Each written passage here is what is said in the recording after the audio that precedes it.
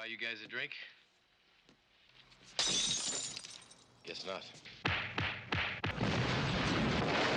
Patrick Swayze. For that line of work, I thought you'd be bigger. Gee, I've never heard that before. Roadhouse.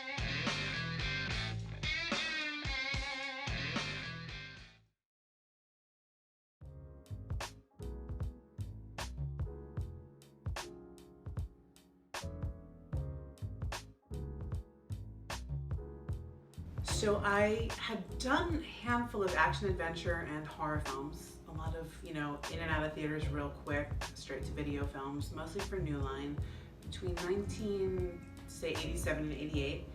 And my agent just came up with this big MGM film, Roadhouse. They originally had just wanted me for one scene where I wasn't gonna have a line, I was gonna be the henchman's girl at the bar, and I'd be willing to participate in some stunts, aka chairs are gonna come flying at your head and you better duck real quick.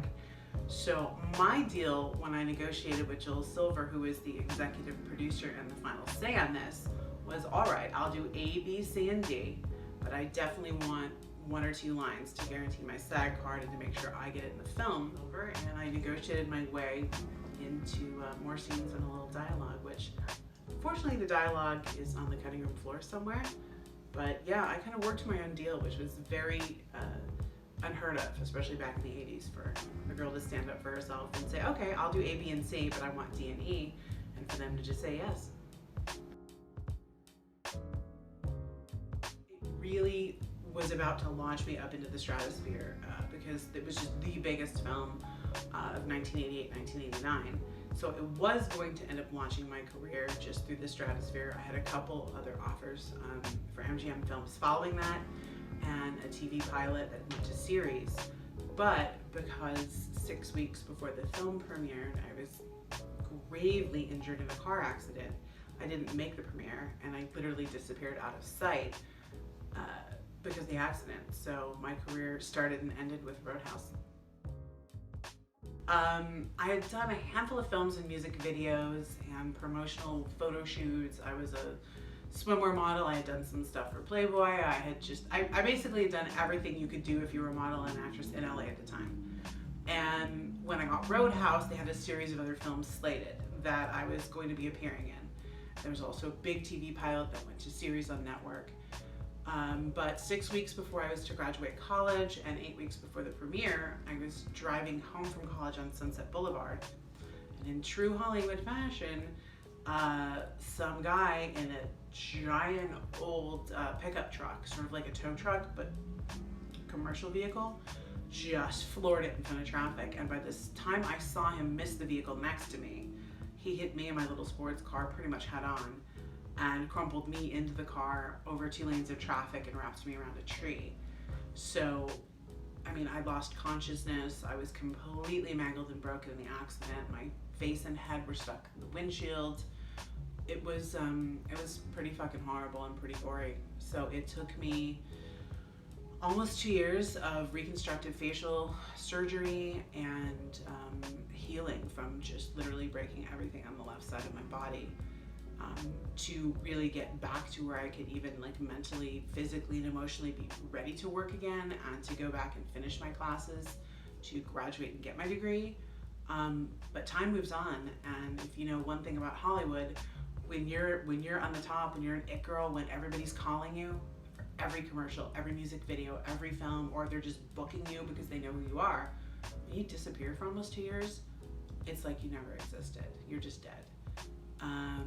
And during the time when I was, rehabbing and having reconstructive surgery, my boyfriend at the time, Shane, was finishing up his album. His band was about to skyrocket to the top. They were all over MTV and pirate radio. So he basically took care of me, went to work, worked with the band, and got no sleep and didn't really eat right for almost 2 years. And by the time I was well, he became quite sick. And when we took him to Cedars-Sinai and ran a battery of tests, we found out that he had stage 4 pancreatic cancer. So my roommate and I sent him back to his family in Texas in hopes that it was something they could do for him. He had a big family in Laredo, Texas, so we held out hope for everything. But he he passed away 6 months after that, in late 1991. So the saddest thing was he never got to see the album release party. He never got to go on tour opening up for 𝐦𝐸 𝐸 that he was slated for. Like, his dreams came true, but he never got to see them fulfilled, and he died at 26. And it's just sad because he was such a fucking beautiful human being and such a good, like, just a good dude. He was from Texas, right? He was the best guy I ever knew. So I have to say, between my career just ending one day on the Sunset Strip and then Shane passing away, by the early 90s in LA, given that, and given that grunge had come in and everybody was suddenly like just dark and dirty, and the scene here turned into just heroin and meth, and just, it was just gross. I did graduate college and then just left and moved to Florida, just to live on the ocean and sort of just get it back together, because that was a really rough couple of years for me. So that's how that story ended. But, you know, the universe has its ways, and for whatever reason, it's literally come back around with Roadhouse. And after last night, I'm pretty sure I'm starting back up where I once left off, so.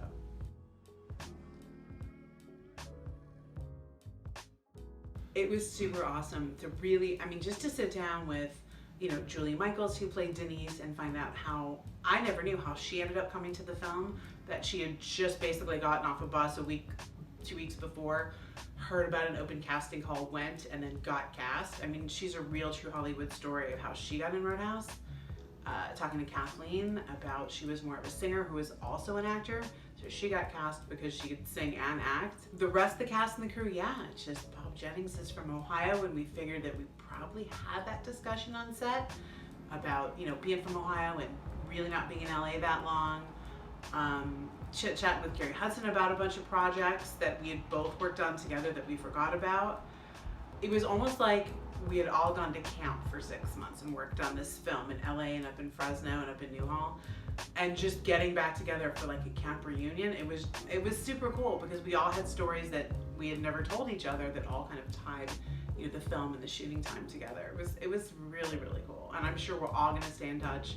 Hopefully there's a few of us that might work on a few projects together out of Atlanta, so we'll see. Yeah, I actually have a really cute story. No one had cell phones back in the day, so there were no selfies and nobody was taping between the scenes. While we were at the bar doing 14 million takes on the chair that was getting thrown at my head, which is where Patrick, you know, steps in and stops me from talking and just grabs me and goes, duck, up, and grabs the chair, which at certain times with playback and that my half of the bar had been drinking, we were maybe 1 second off the cue. So there might have been a little chair piecer there that whacked me. So in between takes, Patrick was just leaning up against the bar, we were chit-chatting. Coolest guy on the fucking planet, nicest human being, talented actor, just, it goes to the Roadhouse set, the cast and crew, everybody was just fucking amazing. I mean, Patrick Swayze and Sam Elliott, love those guys. So the 𝐥𝐤𝐤𝐸 band was playing, and in between set takes or different setups, we were all sitting in there in the bar scene. 𝐥𝐤𝐤𝐸 band would play, and I forgot what song they were playing once, but we were just sitting there at the bar, and I just looked at Patrick and I'm like, okay, I'm gonna ask you this and don't be mad. I'm like, will you dance with me? And he's like, oh my God, of course. I'm like, okay, so seriously, like, going to make my life Dirty Dancing fantasy. So I danced with Patrick Swayze to some slow song by the 𝐥𝐤𝐤𝐸 band in between takes. You know, he like twirled me around, we really worked it up, but it was like fucking cool. So I can literally say I danced with Patrick Swayze. And he was beyond like, oh my God, of course I will. He was just that giving and that nice of a guy. So that was really the one time I've ever just sort of fanned out, having seen Dirty Dancing, where I actually like kind of recreated that moment, you know, in kind of a fangirl way. Well, you're gonna be watching this on my YouTube channel, which is The Real Lisa Axelrod, which is also how you find me anywhere on social media.